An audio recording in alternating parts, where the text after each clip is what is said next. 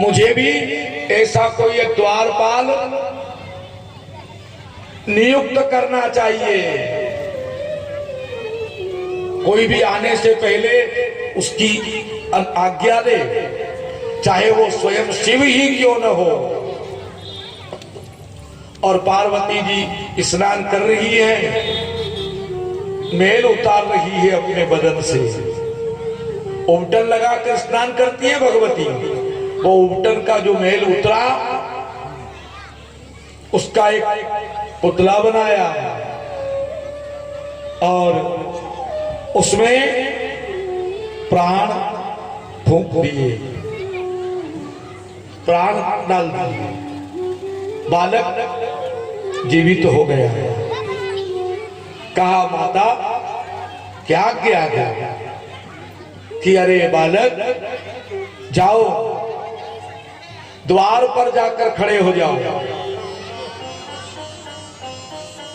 हमारे द्वारपाल बनकर। किसी को भी अंदर आने मत देना जब तक मेरी आज्ञा न हो। कि ठीक है माता, आपकी आज्ञा का पालन होगा। गुफा के द्वार पर गणेश खड़े हो गए। देवाधिदेव महादेव अपनी समाधि से जागे, अपनी गुफा की ओर प्रस्थान किया। जब गुफा के द्वार पर आए तो एक बालक को देखा।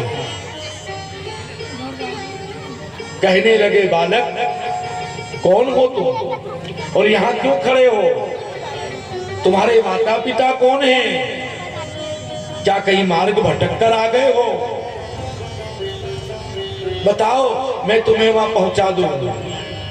गणपति ने कहा, बाबा जी अपना रास्ता मापो। मेरी माता की आज्ञा है कि किसी को भी गुफा में प्रवेश की अनुमति नहीं है। आप आगे बढ़िए।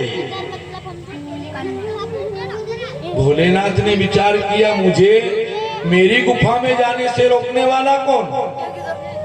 कहने लगे, बालक मैं फिर समझा रहा हूं, अपने माता पिता का पता बताओ, मैं तुम्हें वहां भेज दूं। पर गणपति हट पर अड़ गए। कहा, नहीं, मैं आपको गुफा में जाने नहीं दूंगा। और फिर शिव को रोके। शिव को क्रोध आता नहीं है, और आता है तो महाविनाश लाता है। देवाधिदेव महादेव को क्रोध आ गया। कहा, मुझे अपने घर जाने से रोक रहा है।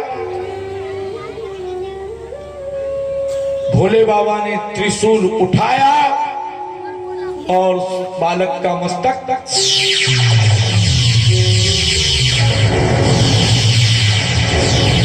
काट दिया।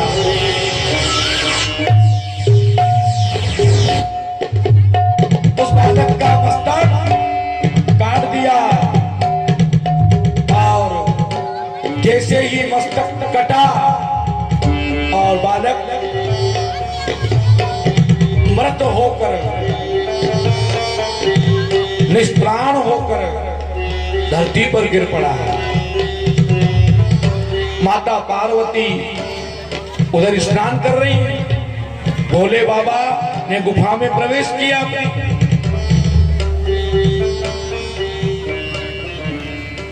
भगवती का स्नान पूर्ण हुआ। भगवती ने विचार किया, अरे महादेव तो गुफा में आ गए, इनको किसी ने रोका नहीं। क्या हमारे बालक ने हमारी आज्ञा का उल्लंघन किया? क्या उसने मेरी बात नहीं मानी?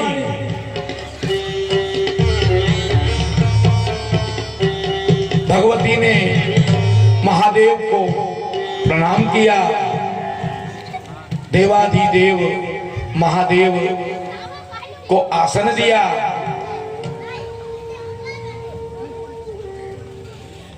महादेव से कहा देव कि हाँ भवानी, कि आप कब पधारे? कि अभी अभी आया। क्या आपको द्वार पर कोई पहरे नहीं मिला, कोई पहरेदार नहीं मिला? किसी ने आपको गुफा में आने से रोका नहीं? कि हाँ, अरे पार्वती कहना ही भूल गया, अरे एक नादान बालक मिला था जो मुझे गुफा में आने से रोक रहा था।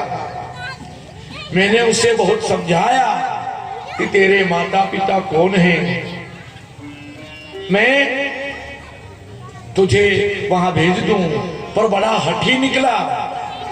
उसने मेरे को गुफा में आने से रोका। भगवती ने कहा फिर क्या हुआ? कि मुझे क्रोध आ गया और मैंने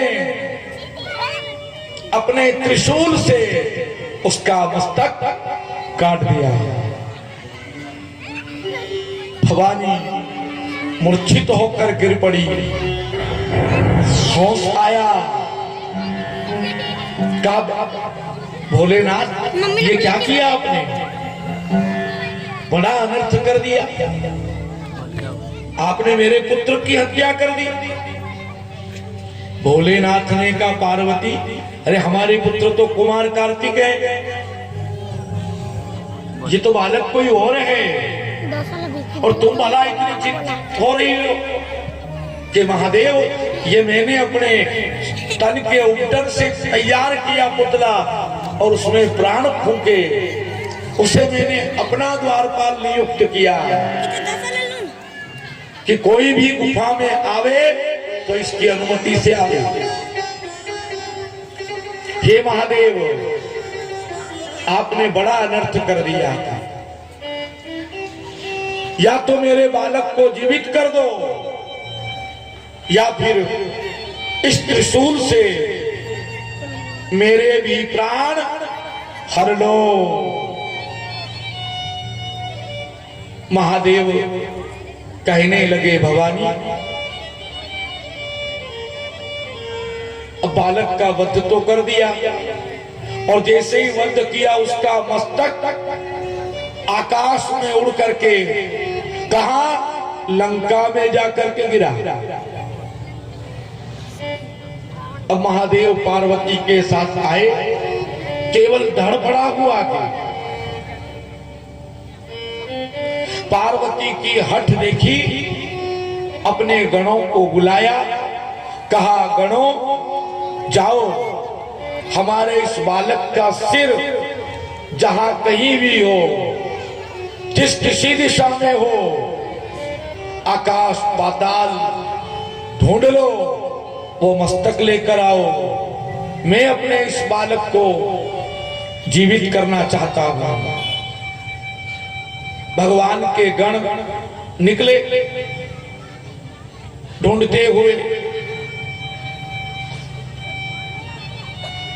दसों दिशाओं में जब ढूंढते हुए आए तो कहा? लंका में वो मस्तक पाया। वो मस्तक लंका में पाया और लंका पर रावण का आधिपत्य था। आए, आकर के महादेव से कहा महादेव, उस बालक का मस्तक लंका में पड़ा हुआ है, आपकी आज्ञा हो तो उसे लाएं। महादेव ने कहा नहीं, मैंने लंका दान कर दी, और दान की गई भूमि में अगर कोई वस्तु गिर जाए तो वो भी दान हो गई, वो भी हमारी नहीं। एक समय भगवती पार्वती महादेव से कहती है, देव, लक्ष्मी जी के पास वैकुंठ है, ब्रह्माणी के पास ब्रह्मलोक है, अरे हमारे रहने के लिए भी कोई सुंदर महल बना लो। कहां तक पहाड़ों में पर्वतों में पड़े रहेंगे? भोले बाबा ने कहा पार्वती, हमें क्या जरूरत है? का नहीं देव, भवन तो हो ना। लक्ष्मी ब्रह्माणी मुझे कहती है कि हमारे पास तो सुंदर सुंदर भवन हैं जिनमें हीरा पन्ना जड़ा हुआ है, तेरे पास तो कुछ नहीं है। तो महादेव एक महल तो बना दो। कहा ठीक है पार्वती, तुम्हारी हट है तो निश्चित बनाएंगे। विश्वकर्मा को बुलाया, कहा विश्वकर्मा अद्भुत नगर का निर्माण करो जिसमें सुंदर सुंदर भवन हो, हीरा पन्ना सोना चांदी, ऐसा अद्भुत भवन बनाओ। विश्वकर्मा ने अद्भुत नगर का निर्माण किया जिसका नाम लंका, जिसमें अद्भुत और सुंदर सुंदर भवन बनाए।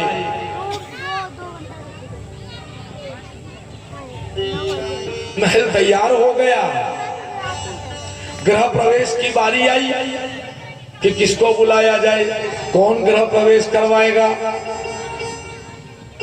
तो उस समय के विद्वान थे रावण, विश्रवा के पुत्र रावण। रावण को बुलाया गया, कहा गृह प्रवेश करवाओ। रावण ने विधिवत गृह प्रवेश की पूजा करवाई और घर में प्रवेश करने की बारी आई।